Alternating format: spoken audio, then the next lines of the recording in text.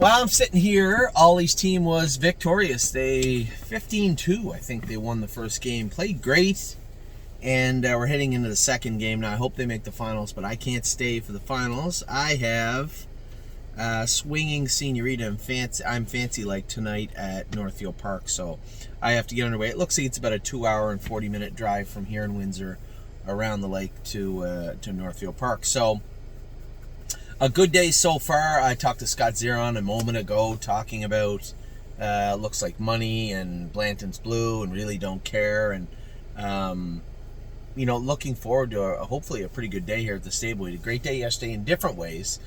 Looks like money, I thought, raced well to be fourth. Scott was saying, yeah, I know, I should have stayed to the inside. He said it's just one of those things where, it's a blink of an eye, bang, bang thing. It looked like, yeah, I know the best horse right now around is on the front end. The horse first over, can that horse carry me up into position? Maybe. He said, so I got it. And he said, as I'm leaving the hole, I know it's the wrong move. It's just one of those things. And, sure enough, yeah, who knows? It looked like he might have been third. He stayed in, but you're always supposed to give your horse a shot to win. And it looked at that moment like Andy McCarthy was going to carry him to where he needed to be. So, finished fourth, race good. Let's get to the rest of the videos today. The 3-year-olds. I want to talk about all the 3-year-olds. We had some good outings from our sophomores this week. Some other horses getting to race this week. Absolute Euphoria raced good last week. Finished third. So that's a first and a third since moving to Stacy and Brett. We'll see how she races this coming week. Austral Hanover, maybe one of the best races of his life the other day. Yeah, I've never seen him pass so many horses down the lane. He's never had to, because in the staking competition he was always sitting up close. And yesterday I thought he raced really well to get in the spot he was in. So pretty proud of him. Brace for Landing will school. No, he'd school on Friday. School on Friday. Tuesday, they canceled all the Tuesday qualifiers from now on because I don't know why, but they opted to go to Fridays. So Brace for Landing, we were planning on schooling him again. That's fine. Give him a little time. School him on Friday. They'll probably train him on. I'll train him a slow mile maybe on Tuesday, and then we'll go back with a schooler on Friday with Brace for Landing. And then after that, he should be all systems go. Carter Michael Dio is back jogging. I have to change the notation here on him. He is back jogging now. Probably in about 14 days we're going to x-ray him again just to make sure everything's moving in the right direction. He's sound. He looks good. So we'll see how Carter is over the next week or two. Cash Deals finished third. Race good this week. That was open Winners of 3 company. Quite a jump from the prospect, regardless of how good she's looked in the prospect. The jump from the prospect to a straight Winners of 3 at any track is a jump, and she handled it well. Coupe de Ville, talk about handle it well. First over in 54 and a piece, looked really good, 55 flat.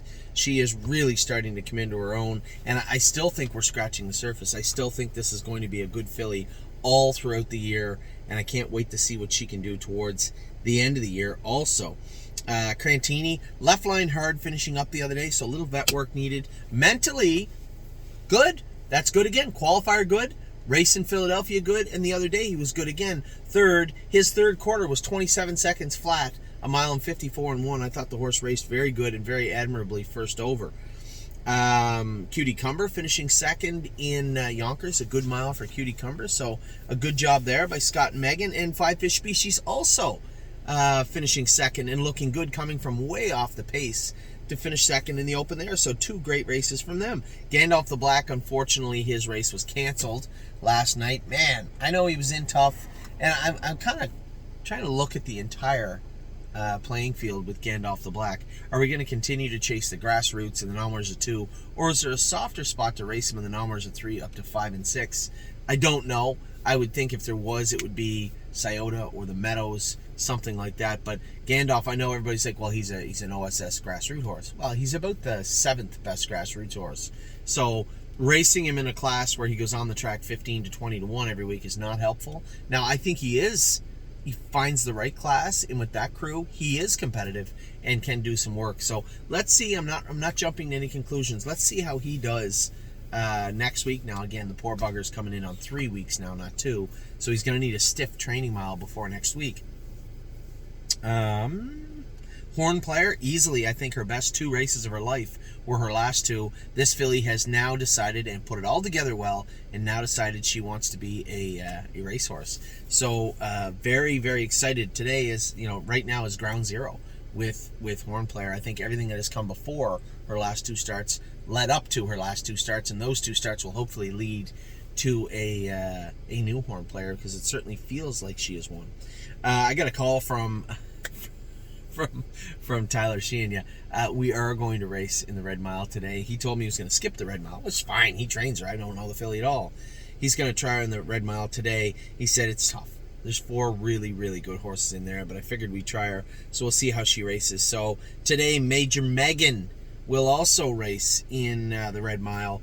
Merchant Man, a winner, got his first lifetime win, 58 the other day. The only reason I downplay this horse's overall game, so to speak, is he's a cheater a little bit, right?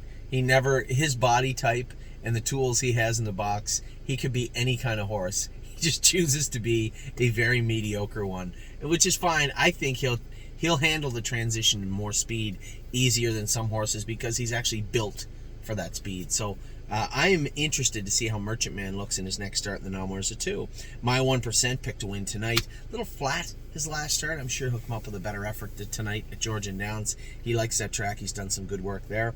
Nothing But a Dreamer. I talked extensively about this guy after I raced him the other day. I just don't share the concern of some of our clients when it comes to Nothing But a Dreamer and something being wrong with him.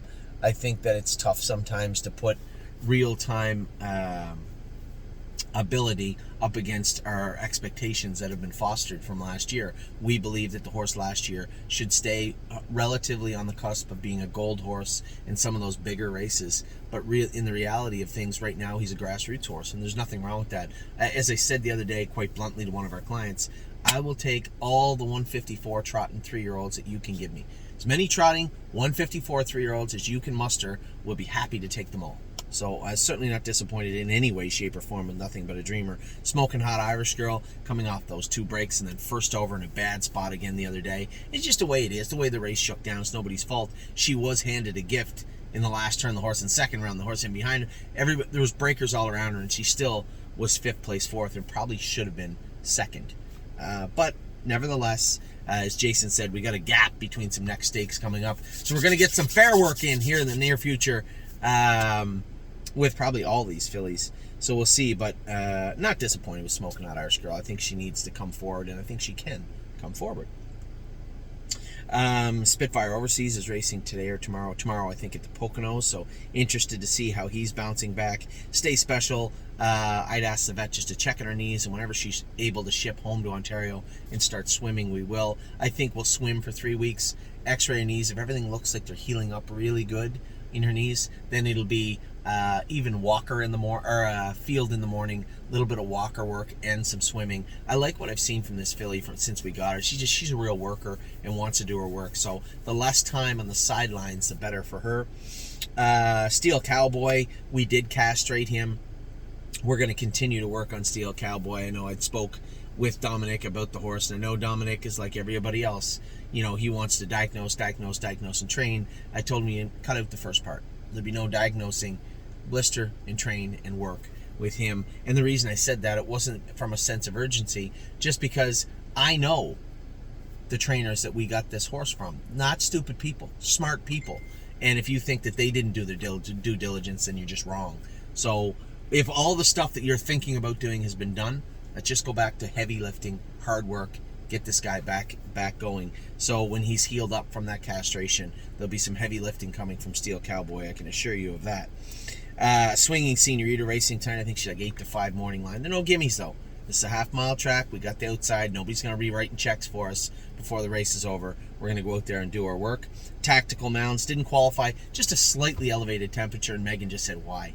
Why would we do that if she... I said, you don't have to tell me. You just need to inform me. How's that? How's that? And she did. I apologize. It was my fault. I didn't get the message out to everybody before the qualifier, and I did have some clients say, "Hey, why didn't the filly qualify?" That's on me. I'm sorry. But there's nothing wrong with her. She's fine. She ate all her breakfast this morning, I was told.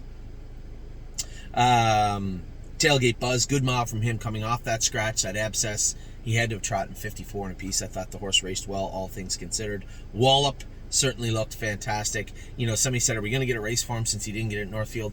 My initial response was absolutely. We could just go to the Meadows or something with him. But then I got thinking about it and said, he's $100 under the maiden at Northfield. Let's just wait a week. You know, we like what we have with this guy. Let's just wait a week with him. Warwi Yuri. I've been happy with Warwi Yuri. I know there's some trepidation from some of our clients saying, I'd like to see more, I'd like to see more. Well, you're not going to. This is a big, big, heavy horse. You're going to see more when he is ready to give us more, and that isn't right this second.